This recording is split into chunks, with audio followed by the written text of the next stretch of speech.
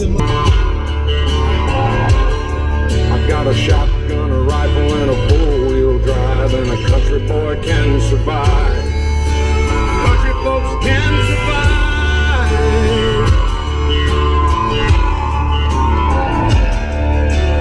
I can plow a field all day long. I can catch catfish from dusk till dawn. Make our own whiskey and our own smoke too. Ain't too many things these old boys can't do.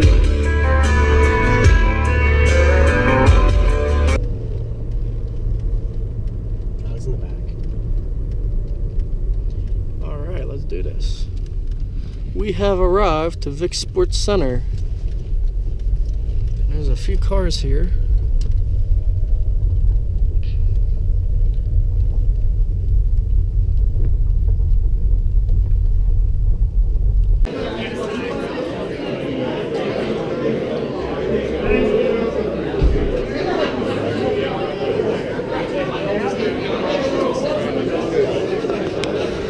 Whipple's here.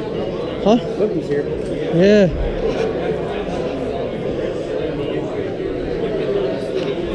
What's up, man? How you guys doing? Pretty good. How about you? Doing good. Got some baits, huh? Absolutely. Awesome. I did an interview with the guys from Whipple at the Pittsburgh Outdoors Show, the Tri-State. Okay. It's on my channel, Stealth Outdoors TV. So, yeah, check that out.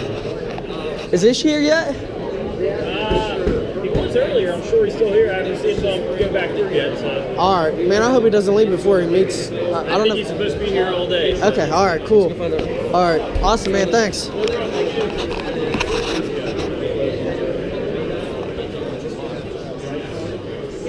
Dude, check these out. Oh man, these are sick. How are you? Good, how's it going? Oh, not bad, man.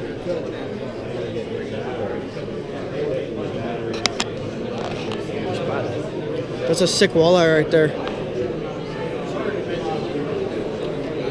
You should ask him if he's invited. Dude, I need a book bag. Dude, it's just here. Let's go see if, I don't know what that is. I think these are all like rod holders and such.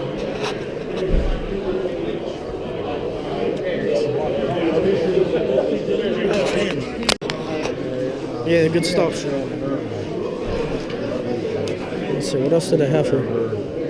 Well, I got some bait casters. Cool stuff. Buy that. You better hurry and buy that. Yeah, I might. Flip up there, I catch another 7-pounder. I'm like, cool, I got 2 7s, a 4, a 5, and a 3 in the boat now. So I start working my way out. I'm like, all right, I got a good limit, leave the fish.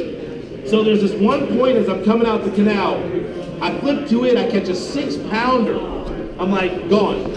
I'm picking up the trolling motor and I'm like, one more flip. Flip to this side of the point, catch another 6-pounder. So I'm like, all right, done. Leave, pack up, run all the way up to the other end of the lake. I run into my buddy Cliff Crochet. He's fishing my highest, and I'm like, dude, you got him? He goes, I got him all right. He's like, I got about 15 pounds. He goes, how about you? And I got 30 something. And he's just like, okay. So we start fishing, and nobody said a word at that point after that. And about 5 minutes later, he goes, did you say you got 30 something? I go, yeah.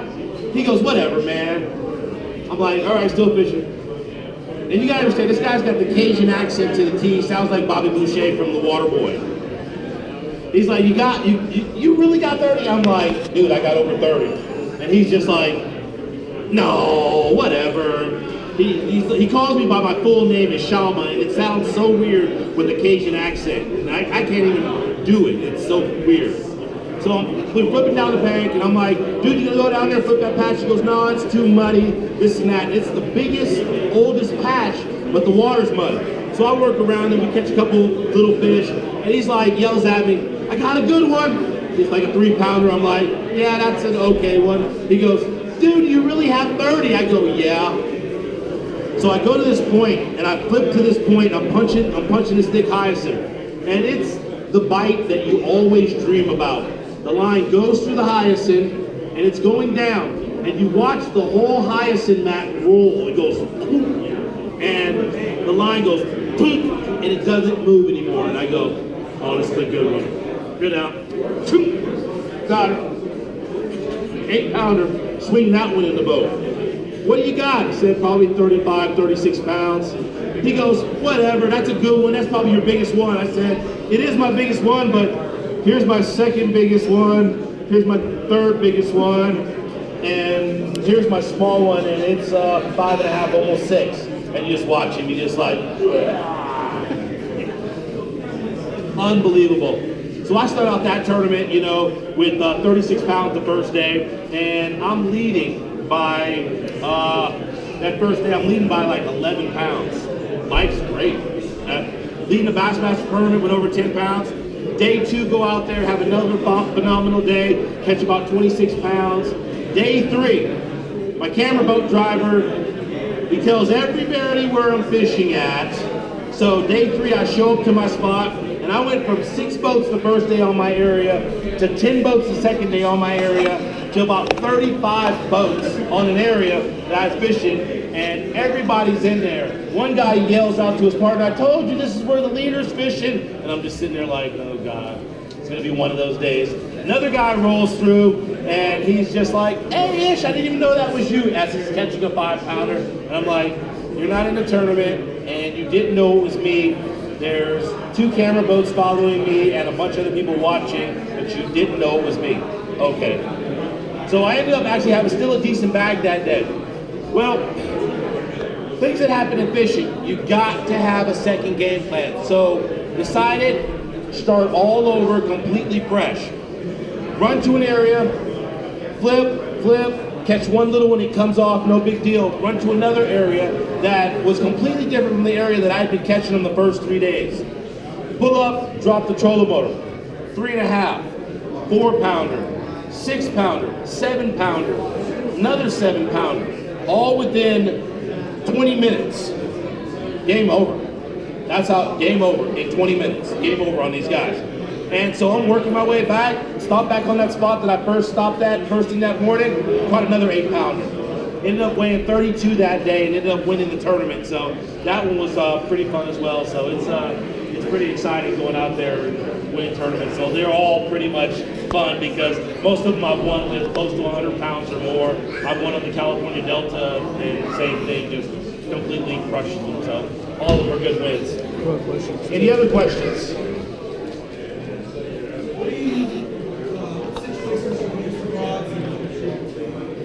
Question is what situation do I use frogs and what's the retrieve that I use? That's a very vague question because it's a very vague answer. Situation for using frogs is any situation. You got fish that live 10 feet or less, I'm throwing a frog. Whether there's matted vegetation, overhanging cover, I'm fishing a frog. Retrieve that I use, I always start out with the standard, what we call walk the frog, and it's not really that fast. You see a lot of guys like Rojas, he moves that frog real fast and skipping across. The guy catches a ton of bass that way, but most of his fish average 2 to 3 pounds. I catch bigger fish on a frog because I work it a lot slower and let those big fish have an opportunity to find it. If I see a hole in the grass this big, I'll literally leave that frog working it in that spot for 10 to 15 seconds in that same hole. So it's pretty much let the fish dictate to you what they want, but the slower you can work the frog, the more opportunity you're gonna have in catching big fish. Next question. The question is, after we land the fish, where do we release them? Well, we put them in our live wells. Our Ranger live wells are awesome.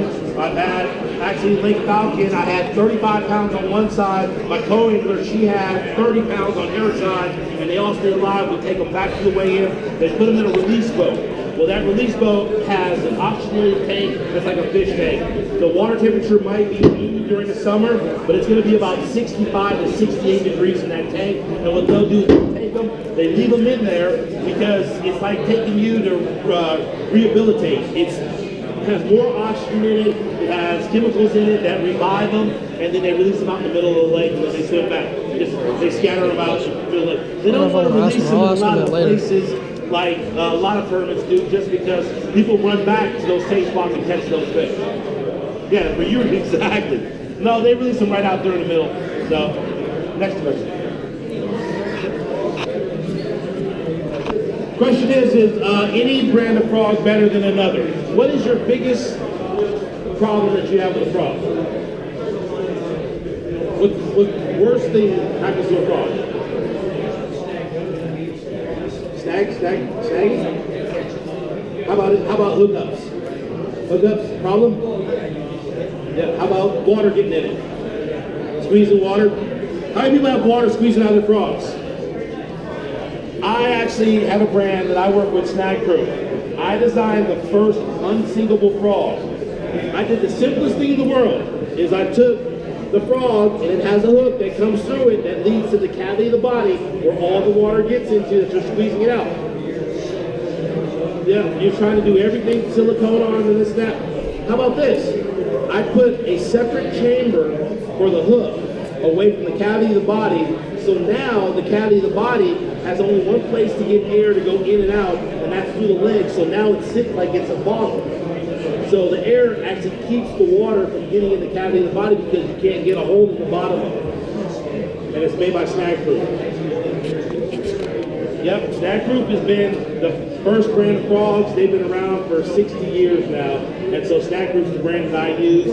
And I'll tell you this is no more squeezing the water. They actually implemented that in all of their top of the line frogs, Bobby Barrett's frog, Chris Land's frog. All of them have that same, we call it IGT technology. It's called an inner wide gap hooks and offset hooks that I no longer use anything but a straight shank hook for flipping or just casting a worm. So what I did is I worked with River to Sea to come up with a hook called a new jack flipping hook. How many guys know how to tie a snell knot?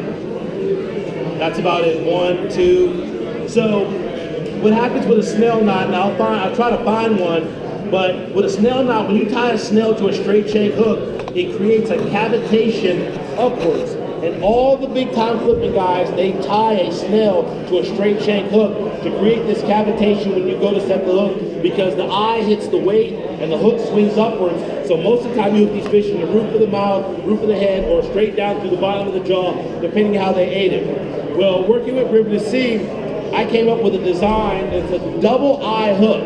So it has the regular eye on top, and it has a second eye that is used as a keeper for the bait, as well as you can tie any knot to this second eye of the hook, except for a Palomar. That's the only knot you can't tie with it, and it still creates that same cavitation. So the setup is pretty much a Paycheck Baits punch stop, River to Sea weight, which is pretty cool about the new River to Sea weights. They actually have the size on. How many people have ever looked at a weight go, is that a 1 ounce or a 1 1/4? 1 1/4, 1 1/2, 3/4 or 1 ounce. Now the size of the weight is actually stamped on the side of it. So now you can tell the size of the weight. What is? Paycheck Baits punch skirt. Ask them later. New jack flipping hook. Only one creature bait punching for me. Missile Baits D-bomb. And that's it. 65-pound maximum braided line. 8-foot Daiwa Steez AGS rod. Zillion HD reel. It's got a big 100mm handle on it. It's got the mag seal, so it's really corrosion resistant. 13 pounds of drag, so I can completely lock that drag down and pretty much hold on. And I mean, that's my setup for punching. Any other questions?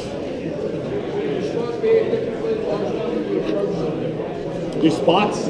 Spotted bass? The question is, do spotted bass behave differently than largemouth? Do I approach them differently? Depending on where you're fishing, but yes. The spotted bass is very similar to a largemouth. He's that wiry guy that's drinking 5 or 6 Red Bulls. That largemouth is the guy who likes to watch football, drink beer, and eat pizza and chicken wings. He doesn't want to move far, he wants a big meal. So, largemouth, he's in the heaviest possible cover that you can find. Spotted bass are roaming around looking for bait, and they constantly swim. It's a guy that goes to the gym every day. He's always constantly moving, looking for bait to eat, and so that's how you approach them. Unless you're in Alabama, and then those spotted bass in Alabama actually relate more to largemouth. You catch them on frogs, you catch them flipping, you catch them on spinner baits. That's pretty much how those go. Next question.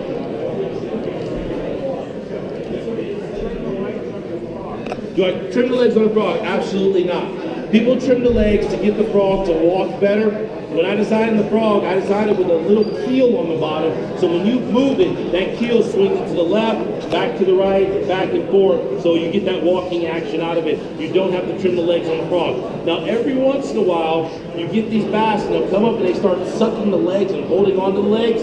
That's the only time that I'll actually trim the frog down.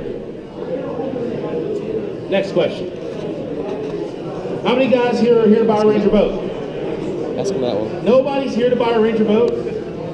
Come on. You guys check out these great deals they got. I appreciate you guys coming out. I'll be here all day and all day tomorrow. Thanks. If you got any questions, come and find me.